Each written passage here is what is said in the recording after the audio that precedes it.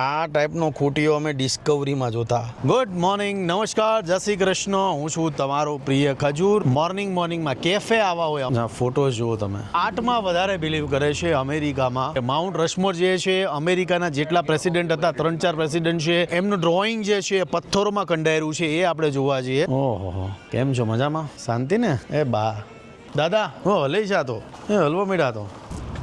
મારી પાછળ તમે જે જોઈ રહ્યા છો એ છે અમેરિકાના સાઉથ ડકોટામાં આવેલું માઉન્ટ રશમોર. આ બેકગ્રાઉન્ડમાં તમે જોશો અમેરિકાના 4 પ્રમુખો છે એની યાદમાં એમને શ્રદ્ધાંજલિ આપવા માટે આ સ્મારક બનાવવામાં આવ્યું હતું. આ માઉન્ટ રશમોર છે જેની તમે લંબાઈ જોશો તો 60 ફૂટ છે. આ જેટલા ચહેરાઓ છે 4 પ્રમુખો હતા અમેરિકાના એમના છે. હવે તમે કમેન્ટમાં જે અમેરિકામાં ગુજરાતીઓ રહે છે તમામને કહું છું કે કમેન્ટ કરીને એ જણાવજો મને કે 5મો ડોનાલ્ડ ટ્રમ્પ સાહેબનો અહીંયા સ્મારક બનવું જોઈએ કે ન બનવું જોઈએ. એ જેટલા આપણા અમેરિકામાં ગુજરાતી છે બધા કમેન્ટ કરજો.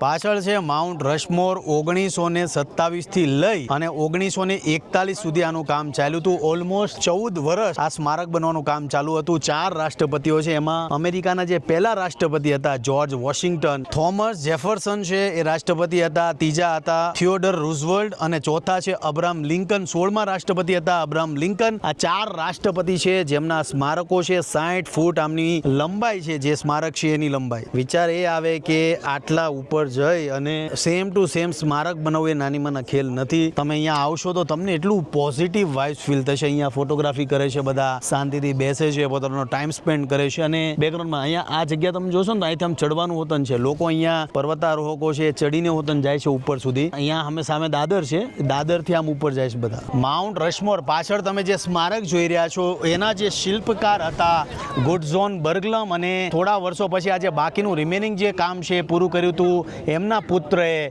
લિંકન બર્ગલમે. આજે ઉપર ચડીને તમે જુઓ, મને પોતાને વિચાર આવે કે અત્યારે આમ ઉપર કેવી રીતના ચડ્યા હશે ને કઈ રીતના કામ કર્યું છે, કેટલું રિસ્કી કામ કર્યું છે. એ સમયમાં ન્યાની ગવર્મેન્ટ જે મુખ્ય શિલ્પકાર હતા એમને ઓથોરિટી આપી હતી કે તમને જે ગમે, મતલબ અમેરિકાના ઇતિહાસમાં જે પણ રાષ્ટ્રપતિએ સારું યોગદાન આપ્યું હોય એની તમે કોતરણી, એનું ચિત્ર તમે અહીંયા કંડારી શકો છો. એટલે 4 સિલેક્ટ કર્યા હતા એમણે પ્રેસિડન્ટ, એમની આ કોતરણી છે. બીજી એક મહત્વની વાત કરું કે જ્યારે આજે શિલ્પકાર હતા ગુડઝોન બર્ગલમ એ કોતરણી કરતા હતા, જે શિલ્પ બનાવતા હતા, બનાવતા જે કાટમાળ છે ઉપરથી જે કાટમાળ છે આ તમે અહીંયા જોશો તો એ બધો કાટમાળ છે. કંડારતા જે પણ પથ્થરા નીચે પડતા એનો કાટમાળ આ નીચે જોઈ શકો છો તમે.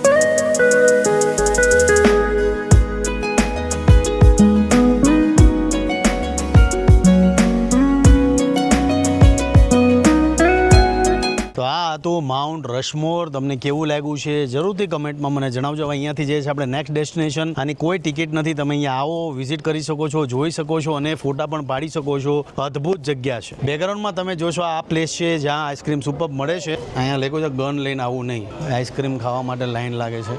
લાઈન બહુ લોબી છે. આ તમે જોશો તમને એક્ઝેક્ટ આઈડિયા આવશે કે બધા અહીંયા આઈસ્ક્રીમ ખાઈને મસ્ત બેસે છે. પેલા કલર ફ્લેવર વાળા કોઈ નહીં, વેનીલા મળે તો આપણું વેનીલા. રીંગા તું કઈ ખાવાનું? વેનીલા. અમેરિકામાં ફૂડ ટ્રક આવા હોય છે, બહુ બ્યુટીફુલ લાગે છે આ ફૂડ ટ્રક, જેમાં નાનો બિઝનેસ બધા કરી શકે છે. Food truck. ભાઈ અમેરિકામાં આવીને એક વાત ખાસ જાણવા મળી કે અમેરિકાનો ભલે ફ્લેગ એક જ હોય પણ અમેરિકામાં 50 સ્ટેટ છે ને 50 સ્ટેટના ફ્લેગ છે અલગ અલગ છે. આ તમે જોશો હરેક સ્ટેટના ફ્લેગ અલગ અલગ આપ્યા છે. એટલે કે હરેક સ્ટેટના અલગ અલગ ફ્લેગ છે. આ તમે જોશો આ હર એક સ્ટેટના ફ્લેગ અલગ અલગ છે. એટલે મને નવું જાણવા મળ્યું. એટલે મને એવું થયું કે હું પણ તમને કહું કે અમેરિકાની અંદર હરેક સ્ટેટના પોતાના ઓન ફ્લેગ છે.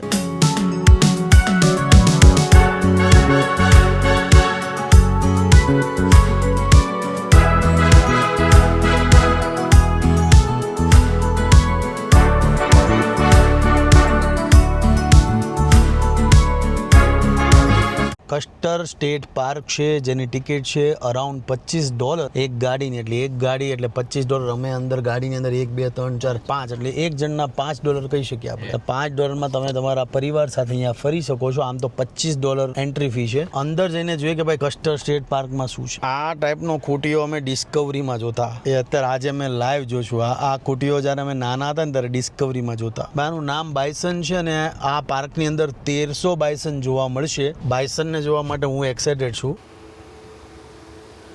भाई इसे कहते हैं ब्यूटीफुल प्लेस. મોટા મોટા ટનલ, મોટા મોટા પથ્થર, જેને પથ્થરોથી પ્રેમ હોય, મોટી ચટ્ટાનો કે જેને પહાડ જોવામાં ઇન્ટરેસ્ટ હોય એના માટે આ બેસ્ટ જગ્યા છે. ભાઈ જેને પથ્થરોથી પ્રેમ હોય આ જગ્યા, આવો મારી સાથે. આ છે પ્લેસ નીડલ આઈ ટનલ. આ સાઈડ છે ત્યાં પણ આપણે જઈએ છીએ, પણ તમે જુઓ કેટલા મોટા મોટા પથ્થર છે આ જગ્યા પર. જુઓ મોસ્ટલી લોકો બધા અહીંયા આવે છે, અહીંયા ચડે છે, પથ્થરો પર ચડવા પણ જાય છે. આ જગ્યા જુઓ તમે, ટનલમાં લોકો ચડવા જાય છે. બીજું ખાસ અહીંયા તમે ગાડી જો આટલા એવા પથ્થરમાંથી ગાડી જાય છે, યુ કેન સી. એટલે જે લોકો આપણા ગુજરાતીઓ ફરવા જાય ને તો ખાલી બીચ કરોમાં આવી જગ્યાઓમાં પણ આવો અને એક્સપ્લોર કરો. અદ્ભુત જગ્યા છે સાઉથ ડકોટામાં. તમે અહીંયા આવી શકો છો તમારા પરિવાર સાથે. આ પથ્થર જો, આ કેવડા પથ્થર.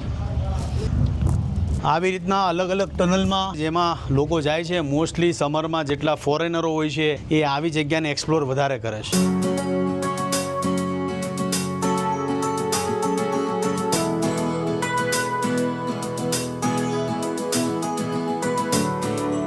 અઢાર માઇલ ક્રોસ કરીને અમે જઈ રહ્યા છીએ બાયસન જોવા.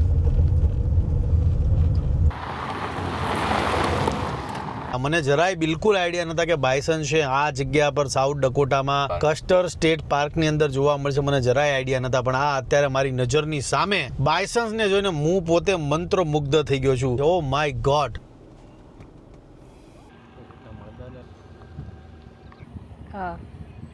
જે બાયસનને હું નાનપણથી ડિસ્કવરીમાં જોતો આવ્યું છું એ મારી સામે છે. બેકગ્રાઉન્ડમાં તમે જોયું એ છે બાયસન. અને મેન તો એ છે આ પાર્કની અંદર ઓલમોસ્ટ 1500 બાયસન્સ છે અને એક બાયસન્સ છે એનું વજન છે 907 કિલો. એટલે તમે વિચાર કરો કે કેટલું ભારી ભરખમ છે આ બાયસન. જોવામાં તમને ખૂટિયા જેવા લાગે, આમ તો થોડાક ભેંસા જેવા પણ લાગે છે. આ તમે જોશો બધા બાયસન છે, શાંતિથી ઊભા છે, પણ ડેન્જર બહુ હોય છે. એટલે કોઈ પણ જાતના અખતરા અહીંયા આવો તો ન કરવા. મહેશ દાદાએ સીન લેવામાં મદદ કરી મારી. આ સાઈડ તરુણ છે, દ્વિજ અહીંયા ચડી ગયો. જેટલા બાયસન્સ તમે જોશો મોસ્ટલી લોકો અહીંયા આવે છે બાયસન જોવા માટે. મહેશ દાદા પાછળ બેઠા છે. દાદા જોજો, હાચવીને. અહીંયાથી સીધા નીકળશું બહાર. સુફોલ્ક જઈએ છે સીધા, મળીએ છીએ આપણે સુફોલ્કમાં. સચિનભાઈ આજે ઓલમોસ્ટ 2 કલાક મોડું થઈ ગયું. આ લોકો મારી 2 કલાકથી રાહ જોઈ રહ્યા હતા અને 2 કલાક મોડું થયું એટલે દિલથી સોરી ભાઈ. જેટલા લોકો મારો વ્લોગ જોવે છે, સચિનભાઈ જય માતા. અમારે મોડું થઈ ગયું આ ભાઈના લીધે. ટાઈમ ઝોન ચેન્જ થઈ ગયો. ટાઈમિંગનો ઝોન ચેન્જ થાય ને કદાચ, એવું છે ને 1 કલાક આમ 1 કલાક આમ થાય, એટલે એના લીધે થોડોક ઇશ્યુ થઈ ગયું. પણ બહુ મજા આવી. આજ માટે આટલું છે. ફરી પાછો મારો વ્લોગ જોતા રહેજો. વ્લોગ કેવો લાગ્યો છે લાઈક, કમેન્ટ, શેર, સબસ્ક્રાઈબ કરવાનું ભૂલતા નહીં. મળીએ છીએ પાછા કાલનો વ્લોગ જોવાનું ભૂલતા નહીં. આજનો વ્લોગ કેવો લાગ્યો એ પણ જરૂરથી કહેજો. જય માતાજી, જય શ્રી કૃષ્ણ.